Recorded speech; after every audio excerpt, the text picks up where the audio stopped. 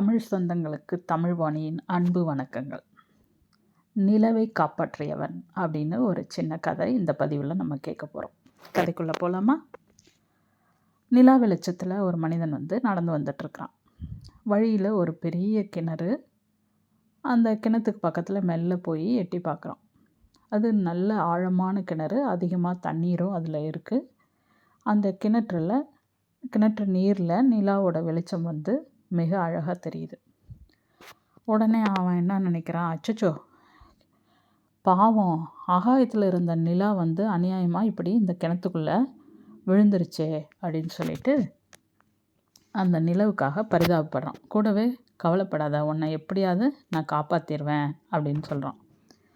உடனே பக்கத்தில் இருந்த ஊருக்கு ஓடி போய் ஒருத்தங்கக்கிட்ட கொஞ்சம் உதவி வேணும்னு கேட்டு ஒரு நீளமான கயிறை வாங்கிட்டு வரான். அதை வேகமாக எடுத்துகிட்டு அந்த கிணத்துக்குள்ளே விட்டுட்டு உள்ளே தெரிகிற நிலாவை பார்த்து உரக்க கத்துறான். இந்த கயிற்றை கெட்டினா பிடிச்சிக்கோ, அப்படியே உன்னை இழுத்து எப்படியோ மெல்ல வெளியில் கொண்டு வந்துடுவேன் நான் அப்படின்னு சொல்கிறான். உள்ளே விட்ட கயிறை இழுத்து பார்க்குறான். உள்ளே எங்கேயோ ஒரு கல் இடுக்கில் அந்த கயிறு நல்லா சிக்கிடுது. அதனால் இழுக்க முடியல. ஆஹா, நிலா இப்போ நல்லா கயிற்றை கெட்டியமாக பிடிச்சிக்கிச்சு அப்படின்னு அவன் நினச்சிக்கிறான். அது நிலா கிட்டையும் பேசுகிற மாதிரி, எப்படின்னா அப்படி தான் நல்லா பிடிச்சிக்கோ, எப்படியாவது நான் உன்னை இழுத்து பத்திரமா வெளியில் விட்டுறேன், காப்பாற்றிடுறேன் அப்படின்னு சொல்லிட்டு அந்த கயிற்றோட மறுமுனையை தன்னோட இடுப்பை சுற்றி கட்டிக்கிட்டு நல்லா மூச்சை கட்டிட்டு இப்போ கயிறை பலமாக பிடிச்சி இழுக்கிறான். அந்த கல்லில் சிக்கியிருந்த கயிறானது மெல்ல விடுபடுது. அது விடுபட்ட வேகத்துக்கு இவன் அப்படியே போய் தரையில் விழுந்துடுறான்.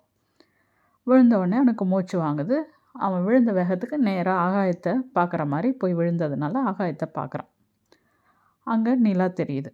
அதை பார்த்ததும் அவன் என்ன சொல்கிறான், நல்ல வேலை, சரியான நேரத்தில் நான் உன்னை காப்பாற்றிட்டேன், அதனால் நீ உயிர் பிழைச்ச, இல்லைன்னா உன் கதி என்ன இருக்கும் நினச்சி பாரு அப்படின்னு சொல்கிறான் நிலாவை பார்த்து. இன்றைக்கு பல மனிதர்கள் இப்படி தான் முட்டாள்தனமாக நினச்சிட்ருக்காங்க. எல்லாமே தன்னால் தான் நடக்குது, இவனை போல் நம்ம இல்லைன்னா இங்கே ஒன்றும் நடக்காது அப்படின்னு நினச்சிட்ருக்காங்க. இந்த அகந்தை இருக்கிறவர்களும் நம்ம யாரை நெருங்க முடியாது, ஆண்டவனை நெருங்க முடியாது அப்படின்னு பெரியவங்க சொல்கிறாங்க. உண்மைதாங்க. இதற்கு ஒரு பொன்மொழியும் சொல்லப்படுது. கர்வம் உள்ளவன் கடவுளை இழக்கிறான், பொறாமை உள்ளவன் நண்பனை இழக்கிறான், கோபமுள்ளவன் தன்னையே இழக்கிறான். உண்மை. அப்போ அந்த கர்வமும் பொறாமையும் கோபமும் இல்லாமல் நலமாக வாழ்வோம். நன்றி.